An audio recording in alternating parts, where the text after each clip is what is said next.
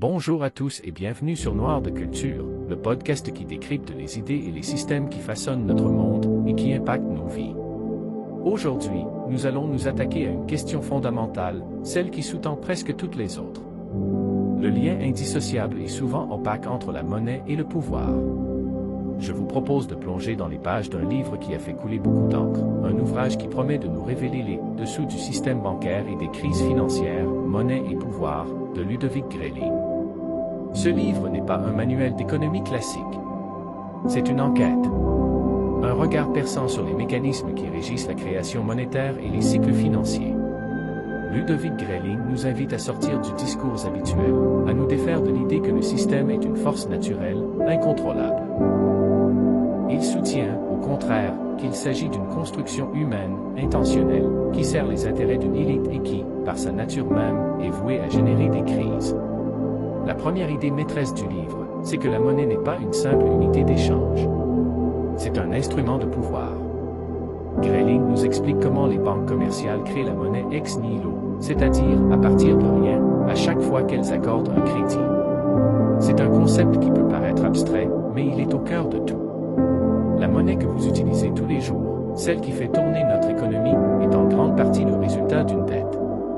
Une dette qui, une fois créée, génère des intérêts qui enrichissent le système bancaire.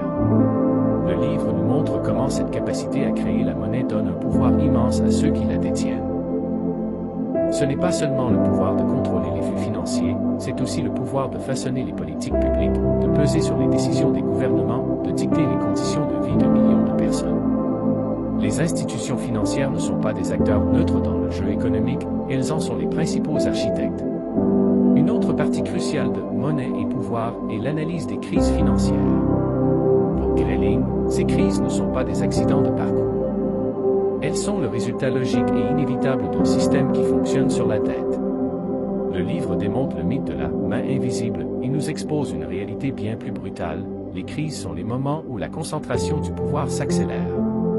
Ce sont les petits acteurs qui sont balayés, tandis que les plus grands, ceux qui ont contribué à créer la bulle, sont souvent sauvés par les États, à coups de plans de sauvetage financés par les contribuables. Pensez à la crise de 2008, par exemple.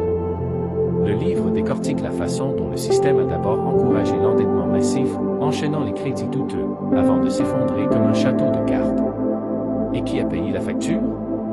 Pas les banques qui ont pris des risques démesurés, mais les citoyens qui ont vu leurs économies, leurs emplois et leur pouvoir d'achat s'éroder. Le rapport de force est clair, la monnaie sert à concentrer le pouvoir, et les crises sont les outils pour y parvenir. L'auteur nous met en garde contre la déconnexion de l'économie réelle. Pendant que les financiers échangent des actifs complexes, créent des bulles spéculatives sur des marchés virtuels, l'économie de la rue, celle des commerces, des entreprises, des familles, se voit contrainte par ces mêmes dynamiques. Le livre nous invite à comprendre cette fracture, à saisir la distance abyssale qui s'est créée entre le monde de la finance et le monde du travail. Bien sûr, les idées de Ludovic Greiling peuvent être considérées comme radicales par certains économistes. Mais c'est précisément ce qui rend son livre si puissant. Il nous pousse à nous poser les bonnes questions, à ne pas accepter le statu quo. Il nous donne les clés pour comprendre pourquoi les dettes ne cessent de s'accumuler, pourquoi les écarts de richesse se creusent, et pourquoi le système semble constamment au bord du précipice. Monnaie et pouvoir n'est pas seulement un livre de dénonciation. C'est un appel à l'éveil. Il nous invite à nous réapproprier notre compréhension de l'argent et du pouvoir. Il nous montre que le système n'est pas immuable. Il a été créé par l'homme, et il peut être repensé par l'homme. Si vous vous êtes déjà demandé qui tire les ficelles de l'économie mondiale, ce livre est fait pour vous. Je vous invite très vivement à le découvrir.